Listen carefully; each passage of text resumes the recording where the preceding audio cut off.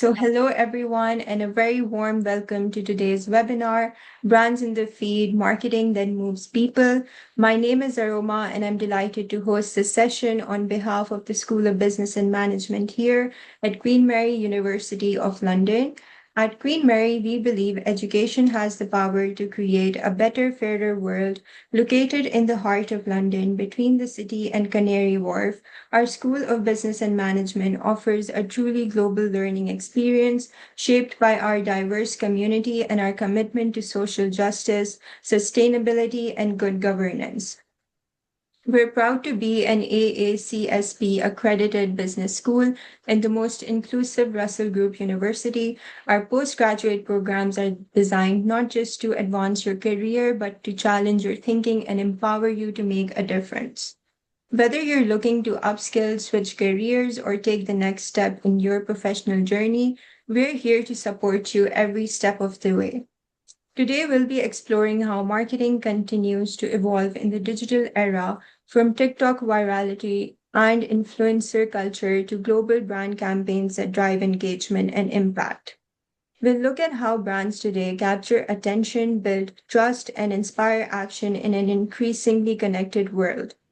We'll also introduce you to three of our exciting postgraduate programs: the MSc Marketing, which we also offer as a Jan start option, giving you the option to start either in September or January; the MSc Marketing and Digital Communications; and the MSc Marketing in the Creative Industries.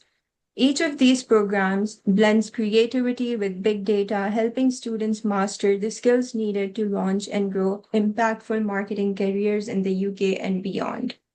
We're thrilled to be joined by our panel of experts today: Dr. Meena, Senior Lecturer in Marketing and Co-Program Director for MSc Marketing; Dr. Seville, Senior Lecturer in Marketing and Director of Student Engagement and the Co-Program Director for the MSc Marketing and Digital Communications; Dr. Zafirania, Lecturer in Marketing and Communications and the Co-Program Director of MSc Marketing and the Creative Industries. They'll be sharing their insights on the trends shaping marketing today and how our programs prepare students to thrive in this fast-paced industry. We'll begin with short presentations from each speaker, followed by an open Q&A. So please feel free to drop your questions into the chat at any time during the session. Thank you again for joining us. Let's get started. I'll now hand over to Dr. Meena to begin our discussion. Hello, everyone. I'm so happy to be here with you today.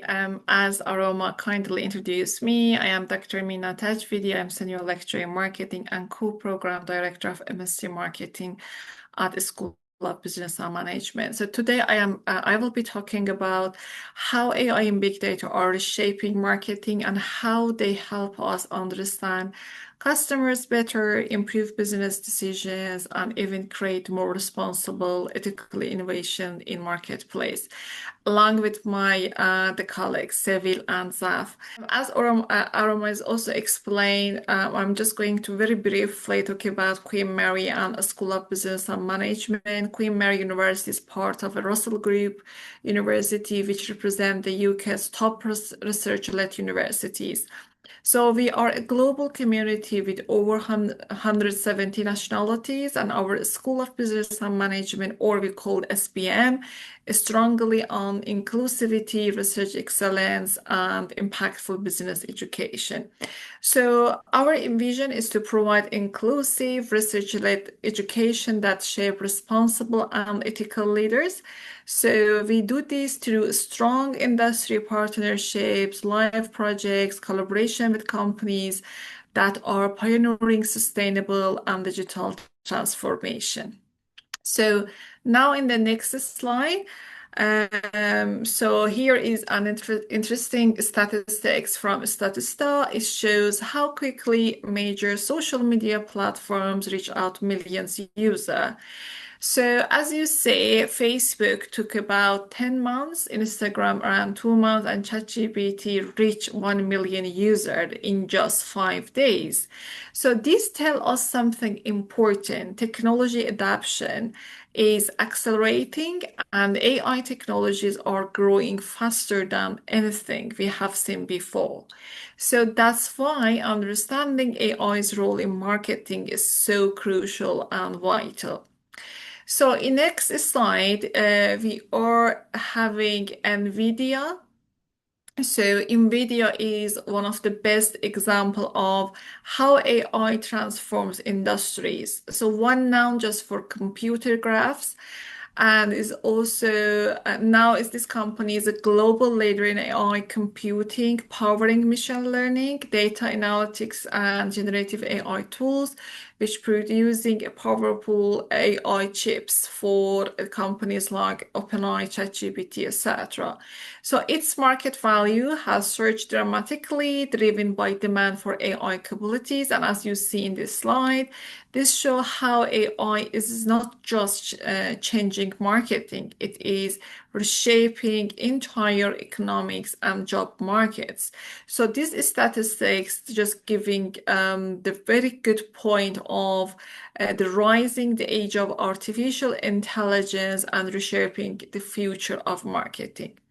So in the next slide, we have the future of marketing. So what does it mean for marketing? AI and automation, for example, are transforming how firms understand and engage with customers. So before we had traditional marketing and now we have AI marketing. So what is the differences between two kind of marketing? Before, the companies are investing a lot on doing the market research to know the consumers' preference, expectation, needs, and aligned to this expectation, they also went to any branding, market communication, etc.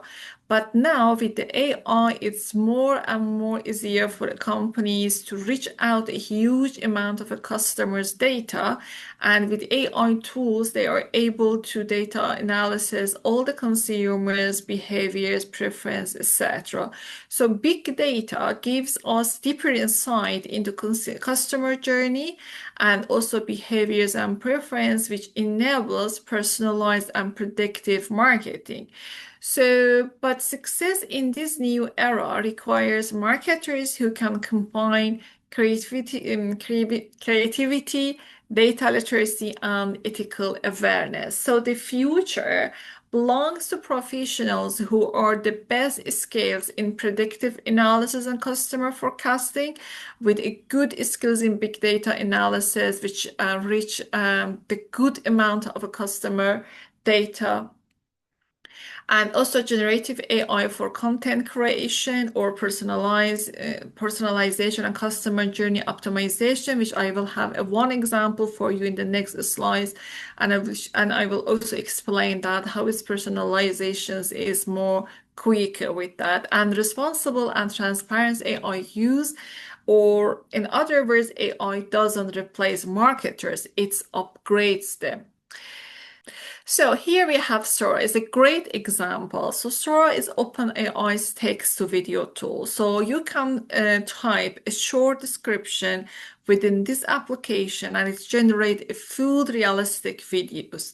So this kind of a tool will soon become part of marketing and advertising, helping all brands create dynamic visual content quickly and cost effectively rather than invest huge amount of financial and capitals on those marketing and branding stuff. So, but again, the key question remains, how do we use such responsibility for creating those kind of data? And you can also, for on your own applications and practice, you can go for Sora and you can have any text description and they will see that how it's just making the video.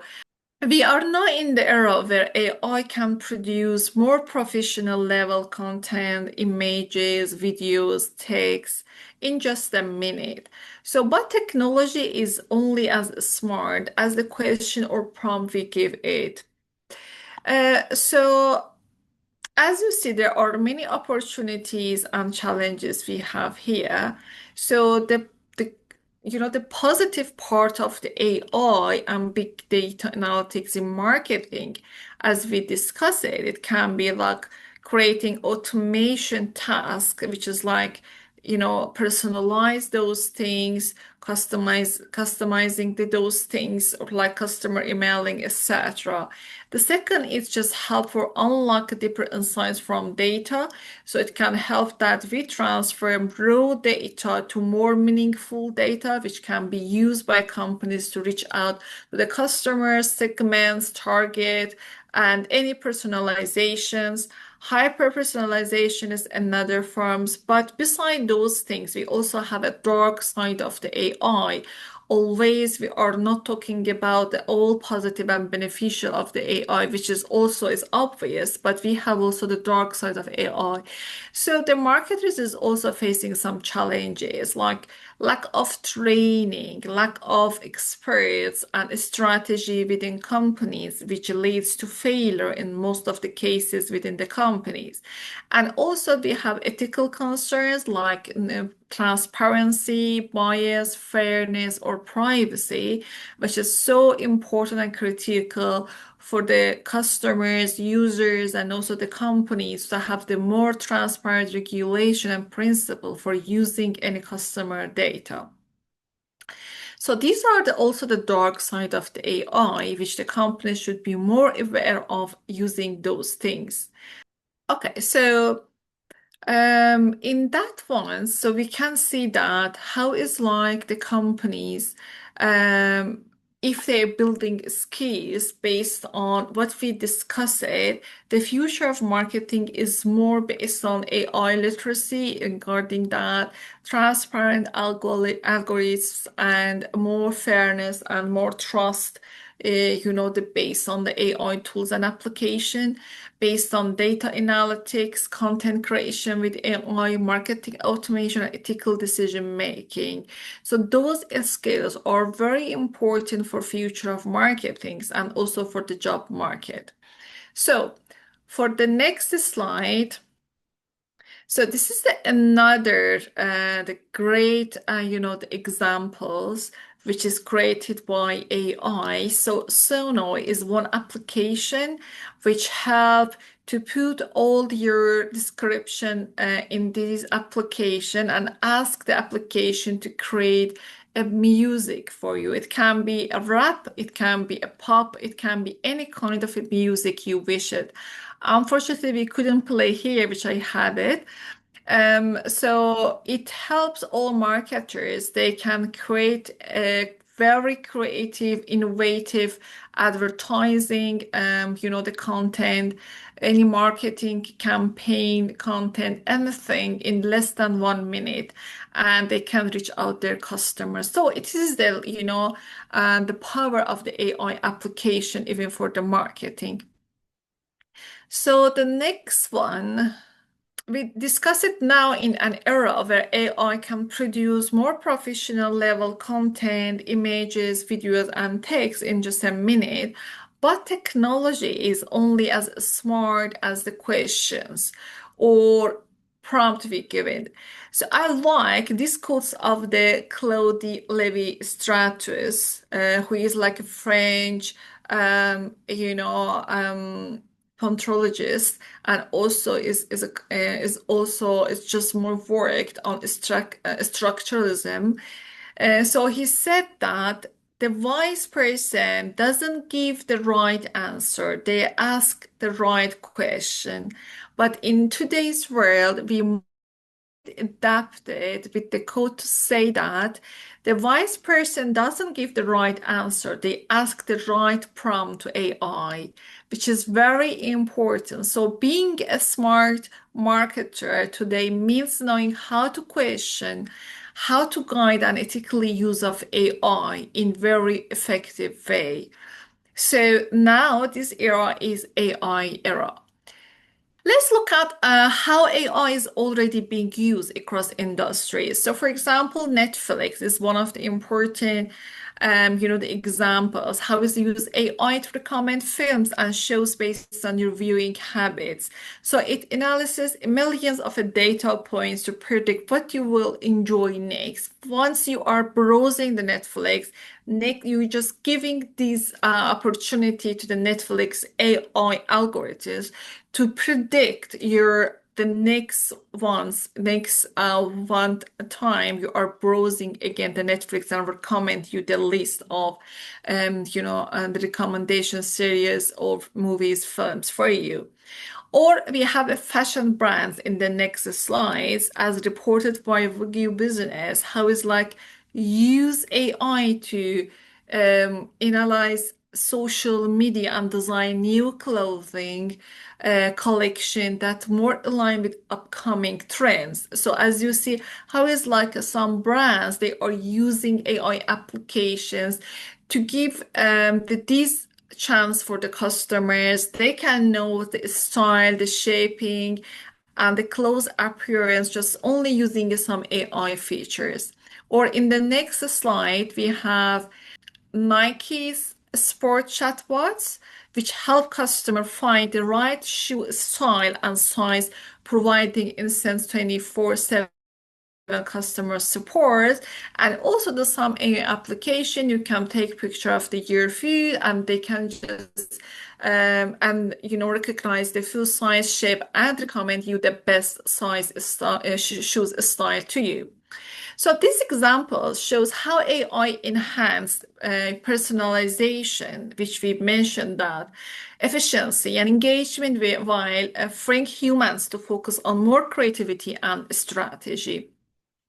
So in the next slide, you can see that how is AI job market is still in the market. AI jobs in the market in the UK is booming. So there has been 29% rise in AI related employment, which adding more than 14,500 new roles. So as you see how professionals are now in high demand across sectors. So it can be from finance, law, healthcare, retail, marketing, any other that this industry and sector. And this is why it is essential for students and graduate to build AI literacy and data-driven decision-making skills, and then they will open doors to future career opportunities. So, what we are doing in Queen Mary for the next slide. So, at Queen Mary, we prepare our students to with this changing landscape. So, my module, which is based on AI in big data in marketing, which is like in MSc Marketing and one of the compulsory modules students they are taking in semester B, and also for UG is B2 relationship marketing, combined theory with practice. So I also run an exclusive bootcamp that gives a student hands-on experience in using AI tools, data analytics, strategy development. So this goal is to make sure our graduate are future ready. Can you just next slide? Confident and employable in data-driven job market. Actually, I had testimonial for one of my students for MSc Marketing, but I think it's not playable here. So because we are sharing the slides, so because of that. So however, how is like Siddesh is from India talking about the great opportunity of Queen Mary and SPM and the MSc Marketing and also the other modules. To blend it of a theory in practice and how is like make students ready for a job market. So most of our students are super happy with what we're doing, and I witnessed that how students even for end of the second semester they hired by companies and they had a good job. So we have doing very well in terms of employability. So as you see how is I did like I just explained that the boot camps. So always invited industry practitioner to the class, and the student they have the full day boot camp sessions. So industry practitioner they're working with them with the hands-on scenarios. So this one is the example for a couple of months ago with our the modules AI and Big Data in Marketing. So industry practitioner work AI programming skill in marketing and show that how it's like you as a future marketer can be able to have right prompts into the different AI applications. So they work with the different scenarios. They awarded certification under Queen Mary logo, and then it was the brilliant opportunity for a student to networking with industry practitioners, to post it on the LinkedIn, to connect it and networking and shout out that. So I have these skills and so added their CVs. And also another ones is exciting activities we have done is marketing analytics hackathon. It's organized through marketing analytics and AI special interest groups. So the colleagues with during this hackathon, they managed the student to work with a real data set to solve marketing problems related to segmentation, resource allocation, and they apply techniques such as exploratory data analysis, regression, clustering, machine learning. So these events like that enhance our students' data literacy, teamwork, and problem-solving skills, and allowing our students to network with professionals and bridge the gap between theory and practice. In next slide is a field trip to the Mintel. So I organize and arrange field trips for students to visit to the Mintel. The Mintel company is a leading market research company located based in London. So during the visit, a student attended an analysis talk titled AI, a Global Perspective, explored Mintel's latest data system, and even earned online certification, which a student is also posted on the LinkedIn. So this experience provides very real world exposure and shows students how AI and data are used to generate more actionable marketing insights. So it's also help build more confidence in students, more professional awareness, more employability opportunities and chance for students to prepare for a job market. So in the next slide, I'm just going to hand over to my lovely colleague Sevil to more focus on AI and data. Thank you so much for listening, and Sevil, floors are yours. Thank you, Mina.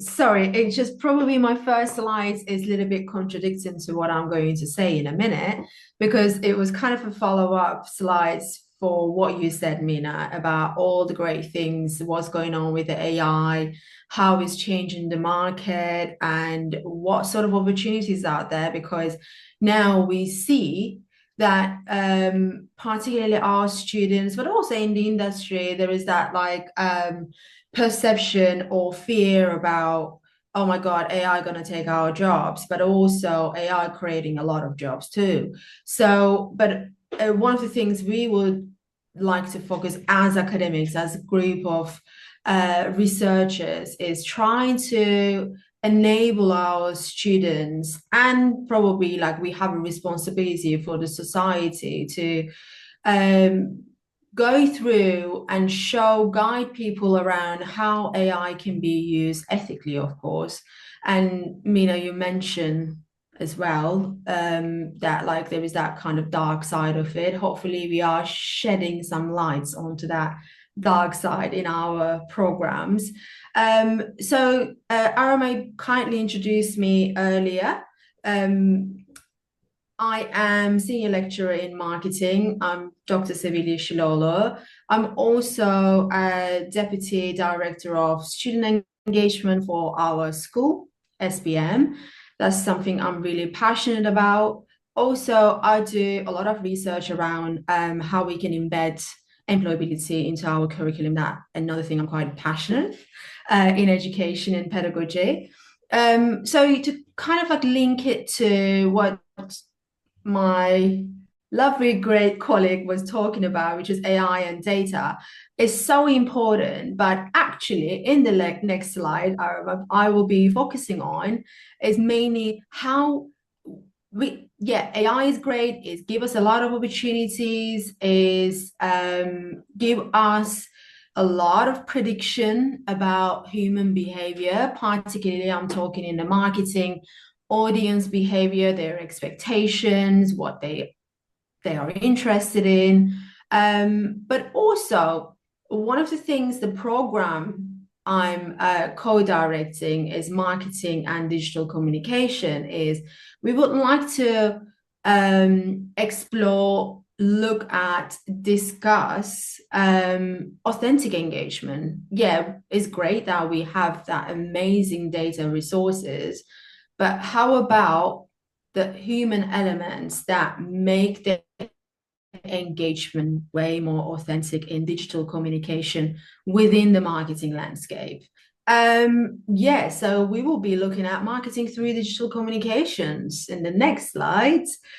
Mainly, we will be looking at the strategy element of that, because with the strategy, you can actually add that additional support to consumer experience, that what all marketers, brands, advertisers try to improve. At the end of the day, in the industry, all professionals, including those stakeholders, they have one purpose, is create that positive consumer experience. Therefore, consumers will buy more things or engage with those brands or marketing activities even more. So the things what I would like to talk about is, first of all, is the data collection being done in different tools before AI time.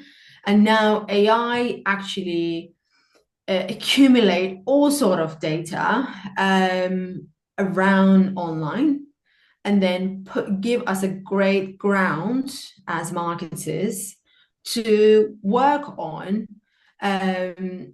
human behavior, which is at the end of the day what all marketers try to aim, changing human behavior for buying things, for engaging things, for going to different shops.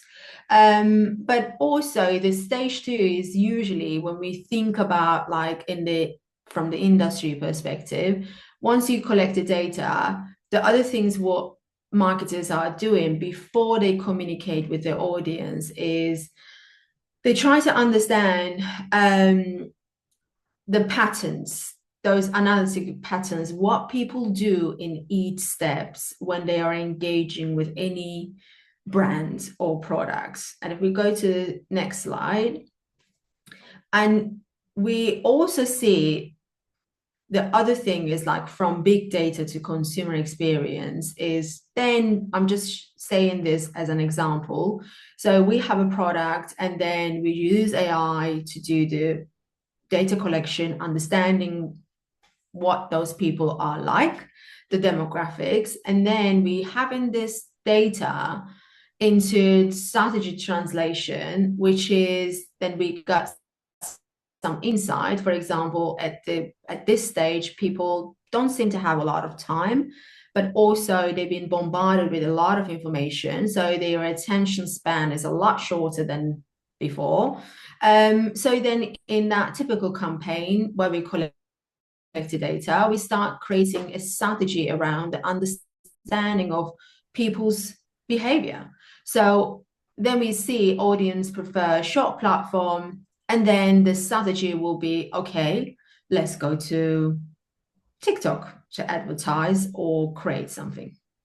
But the execution, which is data driven, and we build a lot of strategy around that in a typical campaign, but the execution is actually needs to feel authentic and not forced. In the following slide, I will share why this human touch is really important and within the digital communications in marketing field, because experience design is so important in the world that our capacity to take a lot of information is really low because we got a lot of information, everything is available. But also when we think about the marketing and where is it going, I'm not undermining the data power, of course, but now the human touch is way more valuable because we are facing a lot of content feels like robotic, feels like it's just scripted. Brands only rely on the data. That's the important part. And then what human now crave is a lot of human touch and the elements, actually, I will be talking about in a minute if we move to another slide. So before I will talk about like what's going on in the industry, in the marketing field, I would like to give you like a brief example. So Netflix, I remember Mina, you shared briefly about like how people's adaptation level is so high at the moment, and Netflix, it took Netflix half years to reach business, all relying on the data. So they actually build all their TV series on data, based on data. They watch everything you watch. Then they, even based on the data they collected, they decide what their next TV series content gonna be. So that's huge line on the data. That's brilliant. And in 2015, the CEO of Netflix actually said, we rely on 70% of our business rely on data. Probably now they reach the data a lot quicker with the power of AI, of course. And only 30% is the human judgment. But now, years later, the same CEO, same brand, says something opposite. So they said 70% is gut, that human power, and 30% is the data. They build everything on data. That's why data is so important. And Mina shared a lot of good information about that. But data means nothing if you don't build something on it with human capacity. Which I believe my lovely colleague Zaf going to talk about that creativity, human element a lot. So I don't want to touch base on those topics a lot.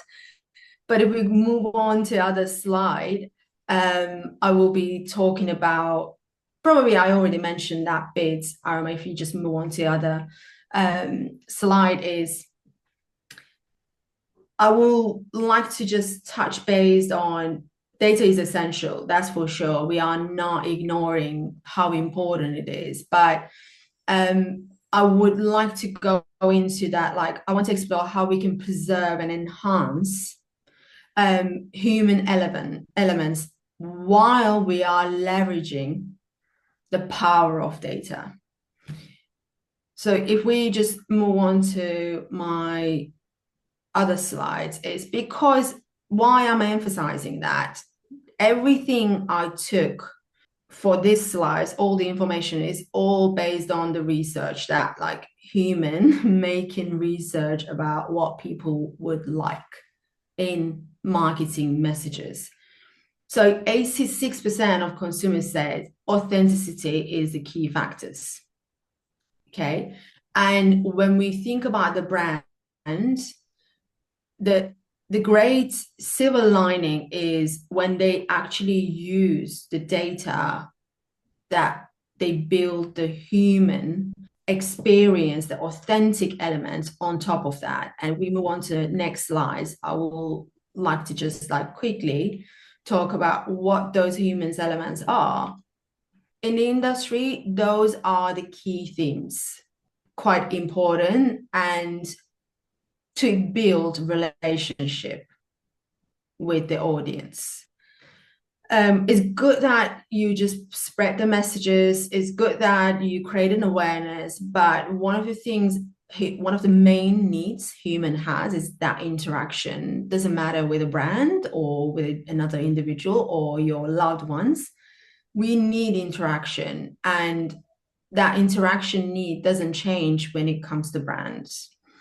For that, we have the industry craves for expertise, craves for managing human relationship by using the third party. In this case, we see a lot of influencers, but also consumer research, which build on the existing data. Consumer research beyond data is really important, because when we add the human touch in terms of the person is going and talking to people, why they like things, why they hate brands, the brands they hate, why they love the products they love. And that part is really adding great value for the answer to the question why people like things. The raw data is great for showing the metrics and etc. But because it's so important to take that research further, human getting involved into that kind of research, it will help us to understand the beliefs and values and the culture, which have massive impact on people's decision when they engage with brands and marketing. And I would like to talk to you about particularly the important part, which is so relevant to our program, marketing and digital communications. If we move on to other slides. Thank you. We take the communication and digital communication in the field quite seriously, but we're also aware of that, like in that field, brands play a huge role, because every interaction is happening because brands are there, because brands want to contact with people. Brands are the one who engage with influencers. Brands are the one who wants research about consumers. So that's why it's so important for us to include that part in our course, in our program. And I just share a couple of LinkedIn posts as a result of us having a guest speaker who is a brand strategist. And he emphasized that how important to understand brands to produce the products. And also he was talking about purpose-driven branding, which is quite important when brands really care about their consumers. And it was so great to have that guest speaker in our module where we explore different aspects of brands, including the global aspects of brands, and then how that different external forces can change the branding environment, which actually sit in the center of the marketing landscape. If we move on to the other slide, the other things we are really focusing on is putting the human elements into that data and consumer research, which is we offer a module where we teach our students, consumers and digital culture, the consumption as a cultural, social phenomenon. And for that, what we did is, my great colleagues, you see her very on the left, Dr. Jing Jing, he took our students to explore those brands, but also understanding how brands sometimes change in the culture, and that social phenomenon, not the culture is changing the brand. It's so interesting to see that historical changes and how it's evolving over time. It was really interesting for our students. So, and I think in very last slide I have is the next slide about the influencer. It must be. Influencers is basically has a special place in my heart, because I work on influencers and I publish on influencers. I work with government on influencers. So I love this topic. It's not that because I love, that's why it's not in our program, this topic, because it's actually 69% of consumer trust influencers recommendations on these days. And 76% of marketers are planning to include influencers into their marketing campaign. So it was so interesting. Like, it's been really interesting journey for me to see our students, how they engage with this topic. And the first thing I tell them in the future, if you decided to stay in the marketing field, is you either going to work with influencers directly, or you're going to work with a brand who's working with influencers. That's the situation at the moment we have in, and they are super integrated in our market. But it was so interesting to see. I share our guest speakers to talk about his like real life experience with campaign planning, that influencers were center of it. And some managing director just retweet my reshare my LinkedIn post saying, emphasizing that how we integrate those relevant industry information into our course. And he was asking to his audience, saying, are you looking to keep your business courses relevant to today? So it was like one of the best compliment I get from a managing director, saying, approving that, like how our course is actually keeping up with the changes in the industry. So that was great. And I think that that's the end of my slides, I believe. If I don't have any surprise slide, maybe at the end. But this is our one of our ex-students who's actually working in London at the moment, and she comes from an engineering background, and she felt so welcome because we are welcoming everybody who are interested in this field. Doesn't matter you come from economics, engineering. So we would, and she now work in a agency who expert in social media. So she doesn't do engineering job because she was so passionate about marketing. So that was great to see. And with it, when it comes to the creativity, of course, my lovely colleague Zaf gonna take you to a journey. So thank you, Thank you, everybody. Sylvain. Aroma, let me see if I can I move my slides by myself or not? Because I want to be quick so that we can get some answer, Q&As, because I think that we don't have like much time. No, I cannot, right? All right, then because Yeah. I have lots of visuals, so I might ask you, to take us through some visuals faster. Yeah, if that's okay with you. Hello, everyone. My name is Afirenia. I'm the program director for the MS Marketing in the Creative Industries. Seville, thank you so much for the lovely introduction to the human element and the creativity, because in my program we explore these questions around like creativity, and I was wondering, am I gonna sabotage a little bit the AI discussion here and the data discussion here? I hope I won't. But yeah, like my domain is creativity. I call myself like a creativity theorist, but we can also see how we can use the concepts and the theories to apply that to ourselves and the creative sector. Let me admit someone. So, a couple of things about the creative economy. It's one of the largest economies right now. Many times, like I have students asking me, like, are we going to find a job in the creative sector? Because we think that it's a small sector, but if you look at the data, actually it's not. We see that like the creative industries, the cultural sector does contribute a lot to our economies, both in developing and the developed countries. I have, for example, here in the UK, it's the second most powerful sector.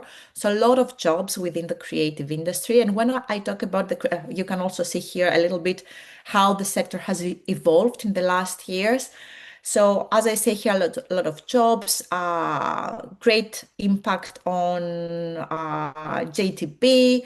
Uh, in the UK, it represents 6% of the total economy. So you get the idea of how important the cultural creative market is. So let's move on.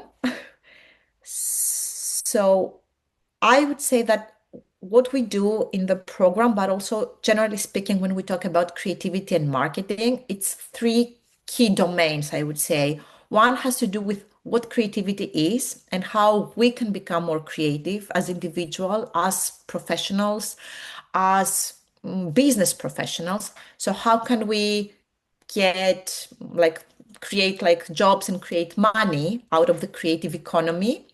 The second part, I would say, is how we can market the creative and cultural sector. So this is more like a niche area within marketing. So marketing the arts, marketing creativity, marketing the creative products, but also how we can think more generally about how we can make creativity, creative products, cultural products, the creative market, a more inclusive market. So I have here, if you can see, like the three key like areas. The first is the creative economy. The second is marketing for the creative industries. And the third, I'm the editor of the Journal of the Arts and the Market. And I have this here so that I can show you how in our department we try to contribute and to lead in this area of like marketing in the creative sector. Let's move a little bit further. So one thing, what is creativity? Like what are the theories around creativity, novelty, innovation, how we can use tools like AI to enhance creativity for the market, for the creative sector, but also how we can be more creative. Let's move forward. I'm trying to make it short and sweet. So are there any tools? This is like one of the key angles that we explore in our program that can help us break the rules, resist the status quo, violate expectations. This is like, as we like commonly say, like think outside of the box, right? That's a common phrase that we use. Let's move forward. So, as I say, everyday creativity, how can we become more like more creative persons in our everyday lives? And because of AI, because of the digital platforms, what Mina mentioned in terms of like how these like new technologies are used to make us more creative in the marketplace, but also how we have become, there is a tendency of seeing individuals becoming more creative on digital platforms, how we get inspiration. So there are like lots of theories around like this rise of the creative class, right? That we have like a new class that has emerged that, yeah, we could like refer to as the creative class. We are all creators. So how can we, what is it that we can use also for our professional lives? Let's move forward. Thank you, Aroma. So some of the things that we do in our classes, for example, we try to use, I always like pose this question, can we teach creativity? And I think that usually the answer is that no, we cannot really teach someone to be creative. And there are many theories around that. However, we can have tools, we can have techniques, we can learn, we can like create the context, we can create the enabling environment for us to become more creative. And these are some of the things that we explore in the class. For example, we work on mood boards, vision boards for professionals, for business people, for marketeers, how we can work with a creative team, how we can become creators ourselves within a business environment, how we can use, for example, storytelling. Seville referred to that. How we can use storyboards to start brainstorming with our marketing teams and create like films, commercials. So I have examples for you in the next slides, or how we can create materials, right? Like marketing materials. So how we can work with designers, how we can work with filmmakers about making these things happen. So I have, for example, a campaign that we have been working on with my students. Let's move on. So this is like, I have like some photographs of like like this week's actually class, when this cohort, like this year's cohort, started developing like storyboards, and then we will work on like really developing a commercial out of like this creative work that we do together. And if you move to the next slide, you can also see we had like a guest speaker, a graphic designer, a creative director, and we were working on, as you see on the left, on vision boards, mood boards, about how you can create brands, how you can create the visual identity of a brand. A second thing that we explore is what makes some creative products popular, right? How we can create like cultural, like brand cultural icons. So what is it that makes some like art or cultural creative outcomes better than others? And then how can we implement this knowledge about creativity on the creative sector? So for example, we look at the fine and visual arts. Let's move. performing arts. We try to explore all of these like sectors within the creative industry umbrella. Let's move forward. Heritage and museums, and then I think I have fashion, design, one, and then film, publishing, video games. I have some people who are really interested in video games, and then again, technology, AI, how this comes into place. So last year, this comes from my last year's cohort. What we did is that we established a creative field school where we take the students to meet the marketing teams and the marketing executives of well-established creative organizations in the UK. So, for example, you can see here photographs from our visit to the Victoria and Albert Museum and the Whitechapel Gallery. And then I have two more in the next slide from the National Theatre and from Artfix London. This is a more like smaller, like community-based organization. So again, these visits, as my colleague said, are planned so that we can connect you with professionals. You can enhance your employability skills. You can discuss about what is it that these organizations are looking for when they are recruiting. So this has all been very, I think, like favored by the students. They really like created like their own small network, and then they try to like connect with the professionals that they met later on. Some of them found jobs within like these organizations that we visited. So yeah, let's move forward. And the last like point that I wanted to make in terms of like these three domains that I've mentioned is how we also can create like a more inclusive creative marketplace. So this is like the third strand of what we look at. So how we can engage more consumers, how we can expand the audiences for creative products, for cultural, artistic kind of outcomes. So if we move on, you'd see that I have some like key barriers when it comes to consumers engaging with the cultural sector. For example, financial, sometimes tickets are very expensive. Infrastructural, for example, museums usually are within a particular kind of like physical environment. So how can we get access to that? Social, lack of time. Health, what if you have health issues and you're in a hospital? What if the creative outcome sometimes seems irrelevant to us, right? Boring. Maybe we're not interested so much in like going to museums. Let's move on. I have the last ones here.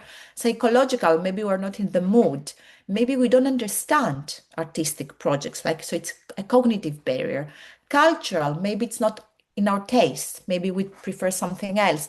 Technological, for video games, again, like maybe we don't have the technological skills, AI skills that Mina was referring to, so that we can get access to particular cultural products. Sensory, again, particular abilities, disabilities maybe prevent us from enjoying the creative sensorial kind of products, or ideological at the end. We have lots of research talking about consumers thinking that, you know, art, culture, creativity is not for us. So we try to like unpack these barriers and then see what is it as marketing professionals that we can do so that we can expand the audience for the creative sector. Career paths, if you want to like come to our program, you can work in the like creative sector as a freelancer, or you can go into academia later on. And then in my last slide, we have like 5 minutes for questions. I have two success stories that I just, because last year's cohort, they just graduated, and I just found out that two of our students, but I keep finding information about the other ones, that they found like good positions like in prestigious organization. For example, Alex told me that she found a job as a social media manager and digital content creator for the Royal Ballet School. But we have like more students coming now and like telling me that they found like jobs so fast. So yeah, I think that would be like the landscape for you. The creative cultural sector would be like your target market for like your target job market. I think that's all from me. So thank you.